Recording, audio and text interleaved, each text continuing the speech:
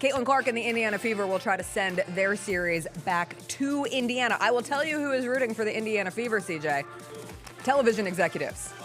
Television executives would really love for this to go to 3 because the Indiana Fever pulled 1.8 million viewers on an NFL Sunday for their opening game against the Connecticut Sun for Caitlin Clark's playoff debut. That is up 332% versus the 2023 first-round game on ABC. I saw some people point out that the 1.8 million fans was far more than any of the other opening games. Well, no, duh. It was the only one on ABC. The other ones were on ESPN, on cable. They were in the 400,000 range. But put a game on ABC, guess what? The viewers will come. Put Caitlin Clark on TV, guess what? The viewers will come. That is a reality of this season. I am once again begging, pleading for people to just be normal when it comes to Caitlin Clark, although that ship has far left the station. No, did you see Dijonai Carrington punched her in the face on purpose? She brought a shiv. She did. You would think so. Oh you would my think gosh. that Caitlin Clark was stabbed in the eye. Nobody in the game of basketball has ever been accidentally poked in the eye while a defender was making a play on the ball. They hate her. A remarkably stupid story between Sunday and now has been the play of Dijonai Carrington going after the ball as Caitlin Clark passed it, hitting Caitlin Clark in the face. And the moment Caitlin Clark collapsed, she even said after the game, like, it didn't feel very good, but it wasn't a big deal. It wasn't a big deal. They continued to ask both players about it yesterday at availability. And when I say they, I'm looking at you. Be better. Reporters of the WNBA space. Anyway, Dijonai Carrington says, I did it. Don't even know why I would intend to hit anybody in the eye. That doesn't even make sense to me, but no, I didn't. I didn't know I hit her, actually. I was trying to make a play on the ball, and I guess I followed through, and I hit her. Now, if you do not want to accept Dijonai Carrington's turn of the events, may I present to you how Caitlin Clark responded to the question about it. Take a listen. Circling back on the play with your eye, what would you say to the crowd of people that think a hit like that was intentional and maybe even warrants a suspension? It wasn't intentional by any means. You just watched the play. It wasn't intentional. All right, thank you, Caitlin. Thanks, Caitlin. You stupid fools! Have you ever watched the game of basketball? Well, what makes me laugh the most at this is so silly. Like 2 quarters later, Caitlin on a follow through, Dijonai swipes the ball. Caitlin flails her arms about and clocks Dijonai right in the face. Like that just happens, man. The physical game, sometimes you get poked in the eye. If you've ever played basketball, you've probably gotten accidentally poked in the eye or accidentally poked somebody in the eye. That just happens, man.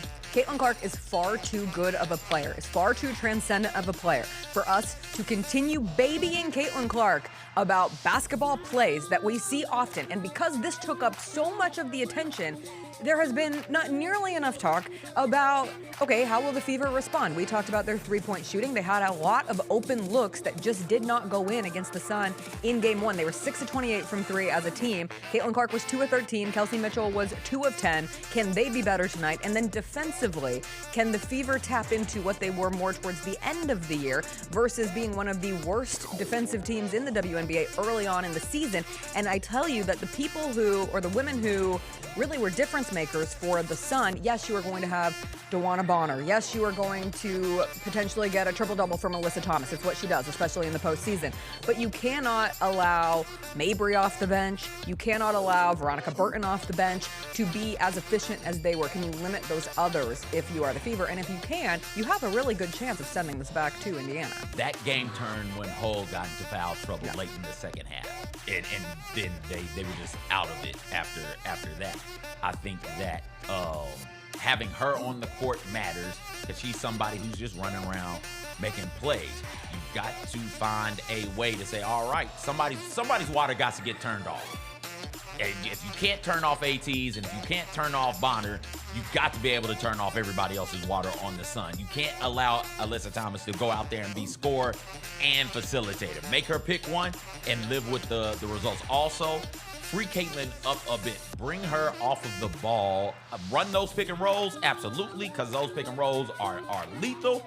But run them with the intention of freeing Aaliyah Boston up in the high post and letting her go to work there.